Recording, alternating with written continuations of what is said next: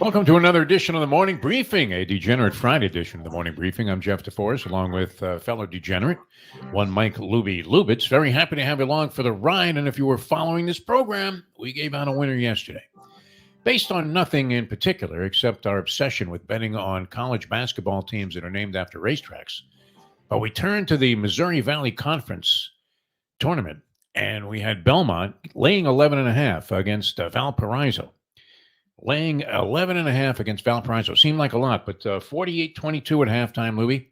Up 26 in that spot. They win the game by 25. 86-61 the final. So, got you off to a good start here with a winner, Belmont. I don't know if they have the capabilities of going all the way. You know how the saying goes. This was a game with national championship implications. I don't know that it was that. But it was certainly a thrill for us to cover 11 and a hook yesterday with Belmont. And now we can only hope that Monmouth makes a late run and somehow finds its way into the NCAA tournament as well, which we're thinking maybe Ricky has done it, huh? Rick Pitino, remember that insane speech where it looked like he had lost it completely, Lubie? Looked like he was further out there on a ledge than when he was banging that girl on that little table. A woman, I guess it was, on the table. We don't want to get him in even further jackpots in terms of aspersions being cast his way for his behavior, because we love the guy, Rick Pitino. Yes. But it does look like, I mean, now he's on the Lunardi. He keeps going, this Joe Lunardi guy. First four in, first four out, whatever. Last four in, first four out. And now they're in the last four in, St. John's. Oh, wow. Turned it on.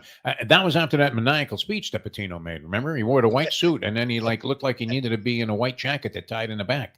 When he started calling out all of his players and saying there were no athletes on the team, they lacked athleticism, they lacked desire, they lacked everything. And since then, they've been winning. So that's been good. So we hope he makes it into the tournament, is able to make a run, because 40-1 to make the Final Four, Lubie, what do you think? St. John's? Holy Luke Carnesecca. What are we talking about here? No shot, right? No shot whatsoever. All right. Interesting, though, because you always hear that cliche, right, Lubie? Early in the college football season, I remember the University of Miami was playing the University of Florida opening week of the season. And the big conversation was, I was doing radio at the time, pregame shows, 4 hours on the air, taking calls. Okay, Manny and Miramar, what do you got? Well, do you think this game has national championship implications, Defo? I'll hang up and listen.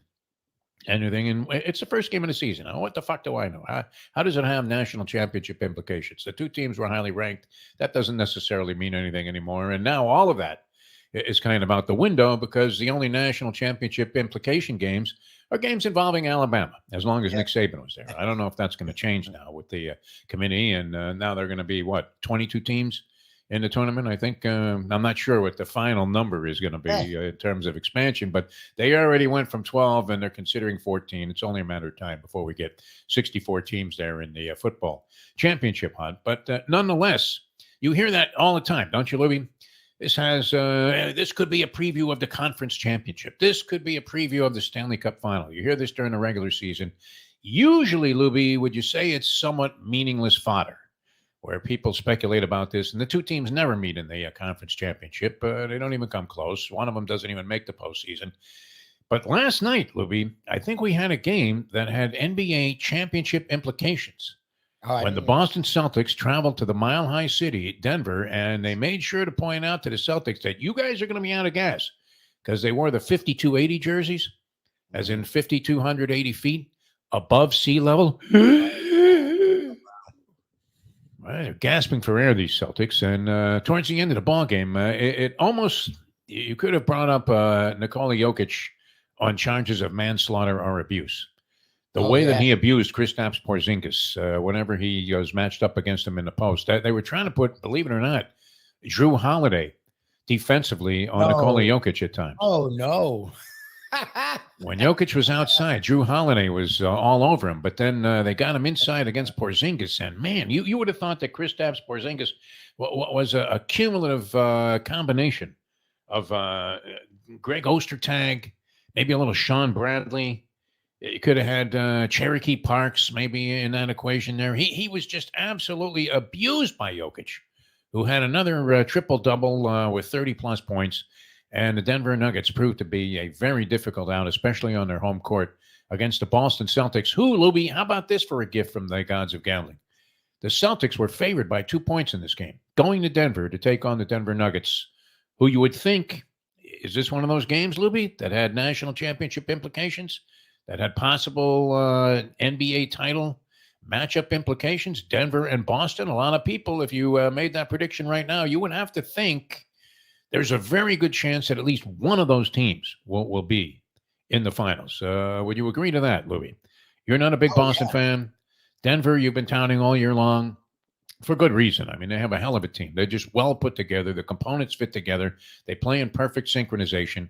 The passing of Jokic is sensational at times. In fact, he had a shot yesterday that looked like he was putting it up towards the basket. It was an intentional pass. Hits Gordon on his way to the hoop for a slam dunk at a critical juncture of the ball game. It was kind of seesawing back and forth for a while. And then Denver flexed its muscle in the end game, in the stretch. They opened up in the second half. I believe they were leading by double digits a couple of times. Ended up winning the ball game, even though Boston made one of those faint NBA comebacks at the end. I was actually reading online somebody that was theorizing that was a good sign for the Boston Celtics. No, it wasn't. They lost. Yeah, They got handled. Well, whenever Denver needed points, they just sent the ball to Jokic, and he did something with it. They either made a sensational pass to a wide open guy for a dunk or a three, or just drove the ball and outmaneuvered Porzingis to the point where Porzingis looked like he was going to need surgery after the ball game. They don't have anyone that. I mean, that's the thing is, and that's there's no one in the NBA like Bam Adebayo is the closest thing that he actually sort of stalls Jokic a little, but it doesn't matter. Like No, that's what people don't get. And that when you were watching the Lakers series, it felt at times Anthony Davis was sort of keeping him in check, and teams will talk themselves into next game. No, like that's the thing. The guy just keeps coming and coming and coming. And if he's not scoring, he's passing. If he's not passing, he's like there's no team has an answer. Karl Anthony Towns, I guess, could possibly be an answer. Well, now he's out for a month, so like there's just Chet Holmgren's not gonna fucking do anything with him. Like there's no one. He will abuse Holmgren. Like that's why they're putting on Holiday. Oh my god. And I get it on the perimeter, fine, yeah, because he's not going to shoot it, but he can go right over Holiday all day, and he can hit the three. Like they definitely don't have anyone. A team doesn't have anyone that can. They don't even have anyone that can get in his way. Like and zero answers for Nikola Jokic. He goes for 32, 12, and 11 in the ball game. Denver wins at 115 to 109, getting 2 points. Here's one too. I mean, if you talk about making wagers, imagine the balls that it takes to walk up to the window at some sports book or even punch this in on your phone, Libby, and go, I want Detroit on the money line. The Pistons, who won for the 10th time last night. They beat the Nets. They were getting points at home against the Nets. They've been playing a little bit better basketball lately, although they're sort of in games a lot, the Detroit Pistons, even during that 21 game or whatever that was, 27 game losing streak, however, a number of horrendous losses they accumulated in succession to tie the all-time record in the NBA for futility. Even then, there were like signs that maybe this team might be able to snap out of it. They just seem to play in a lot of hard luck. But they won last night on the money line. Imagine that. You go up to the window there. That's one of those ones where as soon as you come up there and say, I want Detroit on the money line, they go, hey, Mo, get over here. We got somebody who needs counseling. He wants Detroit on the money line. And sure enough, for the 10th time out of 60 some odd games, it finally paid off last night, and you were richly rewarded for your faith in the Detroit Pistons. Right, big news in the boxing world. Is this really big news in the boxing world, or is this just the state of affairs that we're in today, where even the most pathetic of events that's being staged all of a sudden becomes headline material? Because you have Jake Paul announcing that he's going to fight a 60-year-old Mike Tyson. When does he fight like a real boxer? If you notice, he keeps fucking around with like he fights a reformed MMA guy. He fights a guy that boxes a little, but does MMA. Now he's gonna fight a 95-year-old boxer. Like when does he fight a boxer in their prime? It doesn't seem to matter because it's working. Because the world has gone mashugana, Louis. Yeah, I see. My buddy's texting me about this. I didn't even read the text. I'm like, okay. It would not necessarily. I mean, it's going to attract attention, and people are going to be curious as to what the end result is going to be. And you always see this. I don't know. Is Tyson 57 or is he 60? They labeled him as 60 in the article I read. I think he might be a little bit younger than that. It's possible. It's been around for a long, long time. It's been a long time since we saw Tyson getting knocked out by Evander Holyfield. And of course, you had the classic where he lost to Buster Douglas, but he was training on sake and geisha girls that night. I mean, I don't even know if he showed up to the arena in any kind of shape to get by. They must not have given him the physical that night. Usually, at least have some doctor who's brain dead, take the flashlight and look in your eye and maybe take a tongue depressor and go, okay, he's fine. Because having done a lot of boxing, I have seen guys that haven't necessarily been in the greatest shape to step into the ring. Mike Tyson might qualify for that. Jake Paul, he fought a couple of actual professional boxers his last 2 fights, but these were the kind of guys. I mean, we know how this goes. All you have to do, I think they followed Canelo Alvarez's people to some German graveyard to dig these 2 guys up, and they threw him in there against Jake Paul. He scored a couple of first-round knockouts. I don't know exactly what Jake Paul's talent is. Do we have any idea how he came to prominence? Not as a boxer, but as a social media influencer. What on earth does he do? They did crazy shit on YouTube. I don't think it was TikTok, YouTube, that kind of thing. They did like crazy shit on YouTube, and they became social media people. And then they took that to doing MMA, and then they took that to doing boxing. And now I guess he's a legitimate boxer, but he keeps fighting people that aren't. Okay, fine. He fought actual boxers. Yeah, who? Like, they're not. Like, he's getting money like he's a real pay-per-view act. If you're a pay-per-view act, you're fighting real fighters. He gets a ton of pay-per-view buys. It's amazing. Showtime, before they got out of the business, they love this guy. They actually would include him in highlights of potential fights of the year when they had their year-end summary of what happened in boxing on their network. They would throw in a couple of Jake Paul fights, for God's sake. That's crazy. I mean, this fight can't be any better than the final scenes of Grudge Match. That crazy movie with De Niro and Stallone, one of the worst boxing movies ever made. It would be the worst ever if it wasn't for $1 Million Baby and the final 45 minutes there, where we had to. I mean, you're screaming at the screen, "Die already! Die already!" Right? Couldn't believe that it was lasting so long, dragged out so long. But I don't know. It might be a better fight. The end scene of Grudge Match, where De Niro and Stallone go at it. I mean, just an atrocity of a movie. Please, both of these guys must have been desperate for a payday. Oh, 100%. Incredible. When this fight takes place, Tyson will be 58 years old. 58 years old. Okay. 60 when this fight takes place. This eclipses anything that we ever imagined fitting into the category of the geezers at Caesars. Now Jake Paul is a young guy, and I will give him this, that if you watch him, for a guy that's sort of out of the celebrity boxing mode, he actually looks like he has a few moves that you would say, okay, maybe this guy would be like a decent low-level boxer.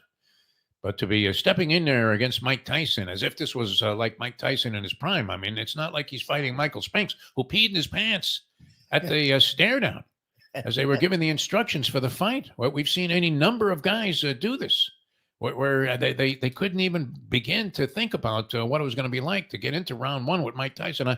I don't know. I mean, at least Jake Paul isn't afraid of this thing. But I mean, what are they going to do? Love tap each other? What do you think this is going to be, Lubie?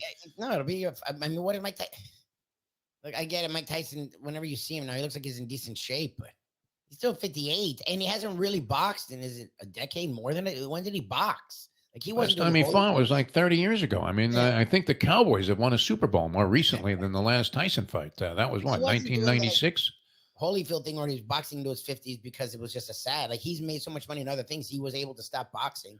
So, like, I mean, like, I don't have words for it. I'm just so confused because I actually became a really big boxing fan. And the last 10 years, it's just been fucking a joke, and it just sucks. Well, and all of these sideshow circus acts tend to eclipse what is really going on in the sport, where you do have some divisions that are laced with talent, laden very deep with talent, and they're trying to make these fights that people want to see. And unfortunately, because of promotional considerations and roadblocks that are put up by the rival promoters, you don't see any of these fights, and now you don't have HBO and Showtime in there dangling some money, so you see even less of it. But nonetheless, I mean, that's the big headline, right? That Jake Paul, I mean, it may as well be RuPaul fighting Mike Tyson. It would be, that may be even of more intrigue, wouldn't it? To see if RuPaul could land the jab and maybe keep Tyson at bay for the better part of the first round before he ended up taking one to the chin and getting knocked into a queer street. Well, I didn't mean to make that pun, but that would be the boxing terminology for a guy that's going to be wandering around there, having lost all ability and capacity to just stand up straight. But anyway, that's the big thing. That's happening, and it's going to take place at Jerry's place. Unbelievable. They're going to draw supposedly like 100,000 people to the arena that night, and millions of people are going to buy this on pay-per-view to see Mike Tyson dance around with Jake Paul, who has done little to distinguish himself as any kind of a credible boxer. Speaking of the Cowboys, too, did you see this thing? There's a guy, Dalton Schultz, used to play for the Cowboys.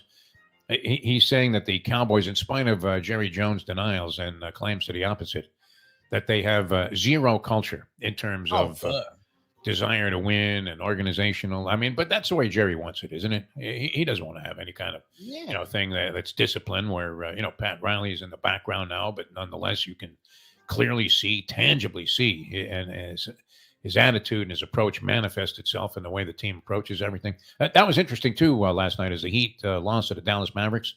Spread, by the way, was 5 points. Dallas wins it by 6. And Luka Doncic goes off, has just an unbelievable game. But if you notice, I mean, how could Dallas win a championship? Jason Kidd, by the way, is he not morphing into Howie Mandel? Oh, yeah, they look the same. He looks just like, I thought it was Howie Mandel. I was waiting for him to have some hot chick with a suitcase with the amount of money inside it. Yeah. But anyway, Doncic, when Dallas has the ball, he's the only guy that touches the ball. Have you noticed that? They're not even going to win a playoff round. They made that. How can you do that?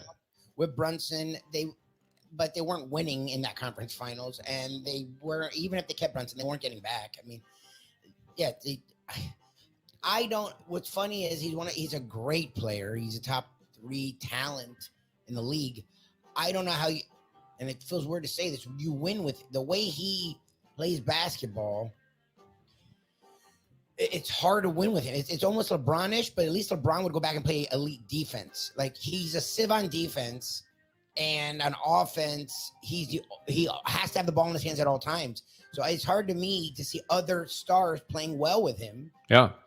And role players playing like that's a problem. Like, he does it. It's a very like 90s pound the ball back to the back. Like, it's not modern. It's like watching Mark Jackson in the low post. Remember when Mark Jackson used to dribble the ball for 23 and a half seconds and then take a hook shot over some center? It was ridiculous.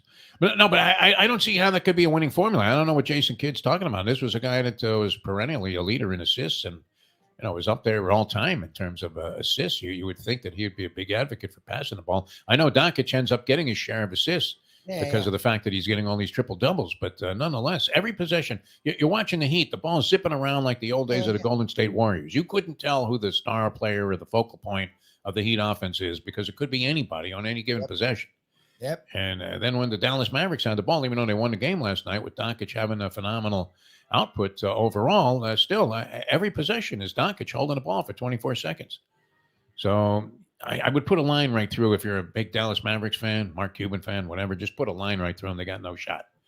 Not playing basketball in that style. In this era where we're seeing how team play can make such a huge differential. As you were saying yesterday, that whole Big Three concept has kind of been negated by the fact that these teams that actually work together and have the complementing components and elements seem to be the ones that are the most successful when it comes to making a championship run. Anyway, it was Denver over Boston last night. That was good. And Dallas did win that ball game, but and it snapped a good run by the Miami Heat.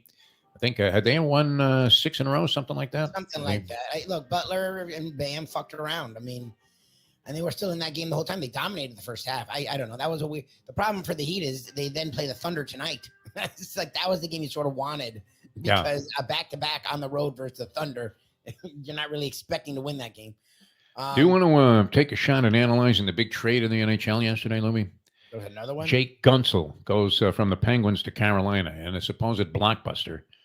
Carolina got back a bunch of guys with very difficult names. I mean, you would literally need a Berlitz course to pronounce these guys' names. And Carolina, 80 points on the season so far. They pulled the trigger on this deal. Gunsel's a star whose contract is expiring. Yeah, and he's going to be a free agent. So the Penguins don't mind letting him go. They get something back in return, something of significance. Carolina, 80 points, 10 behind the Panthers for the top spot in the East. And only a handful of teams better than Carolina. They're always considered to be among the favorites. They were tough last year. Did they do enough there? I mean, the Panthers, who pulled that deal for Tarasenko, they haven't won a game since. Well, they only played one game. They lost last night. But I guess if you qualified it that way, you could say that that was a disaster so far in the trade. And then there's this, Libby, one last thing. Ben Simmons, it's finally over, huh? Here it is on the back page of the New York Post today. Out for the season, finally. That's the most common headline. Simmons may play tonight. Was he playing this season? $86 million down the drain. He's done for the season, cementing his place as one of the New York's biggest wastes of time ever, Ben Simmons. Yeah. They got him in a James Harden deal, and it turned out to be an absolute disaster. Not only did Harden go on to play better somewhere else, but Ben Simmons has been just a human anchor for the Brooklyn Nets, who seem to be operating under a little bit of a curse. Would you say? I don't know what they did, but it's not the curse of the Bambino. What the hell happened there? They went big game fishing, and it actually set them back. My God. Yeah. I mean, what an atrocity of a franchise. The Brooklyn Nets.